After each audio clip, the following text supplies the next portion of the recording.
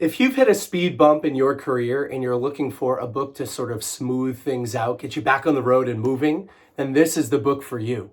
It begs the question, what if you could change your life at work without having to change everything in your life? Moving careers, changing industries, that type of thing. Well, Book Thinkers family, if those sound interesting to you, then this is the book for you.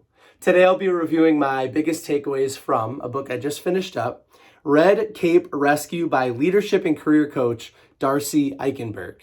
And the subtitle of this book reads, Save Your Career Without Leaving Your Job. So Red Cape Rescue, what does that mean? Well, I didn't have a red cape to wear in today's review, but I wore a red sweater and a red hat. I thought it was the closest that I could come up with today.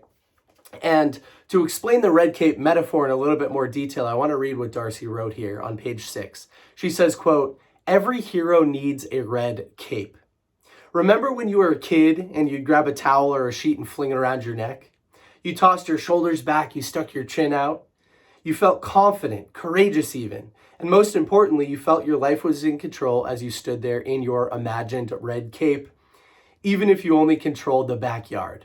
Well, Darcy wrote this book so that she could help you feel that same way in your career. She could create the confidence of a superhero so that you could reestablish control and feel vibrant in your work environment.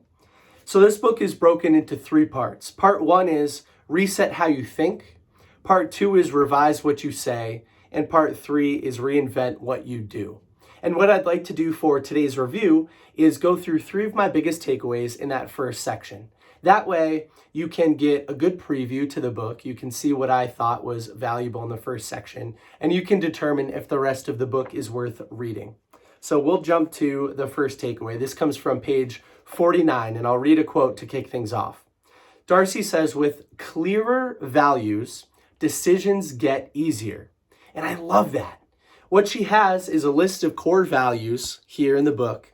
And what she asks you to do is spend 2 minutes going through them and find your top 10. What resonates with you? Which one of these are your black sheep values? You know, black sheep are unique because their wool can't be dyed. They cannot be changed. And Darcy's looking for you to find your top 10. After you've done that, she asks you to go back through one more time and find your top 4. This is very difficult to do.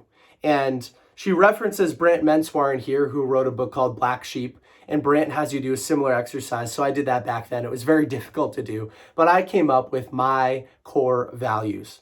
These core values cannot be changed. They end up becoming your guiding compass. You filter your decision-making through those core values so that you can make faster, more accurate, life-fulfilling decisions. If something doesn't fit your core values, skip it, move on. If something does, then it will feed your soul. You want to feed these core values on a daily or weekly basis at work.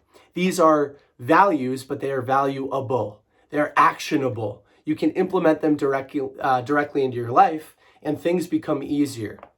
Once I was able to articulate my core values to myself, life got better, got more fulfilling, both professionally and personally. So I would highly encourage you to go through the exercise in this book. That is takeaway number 1 from the first section.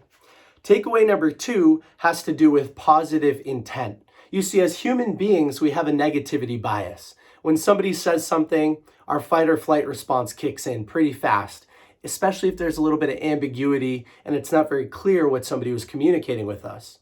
And if you're in a hostile work environment and you're not super fulfilled, this tends to happen all the time. Somebody sends an email, you interpret it the wrong way, you respond, seeing red, you press send, and then you come to find out you misinterpreted the email, and now you're sitting there, as Darcy says in the book, with like egg all over your face, right? You're the fool. And so with positive intent, you assume positive intent in every situation. You try to look for the way that what they said could have been said in a positive way.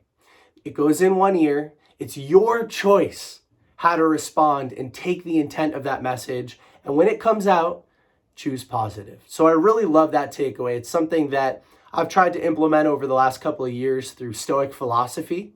Always looking for the joy in life. Amor fati, the love of one's fate. If somebody says something to you, just love it.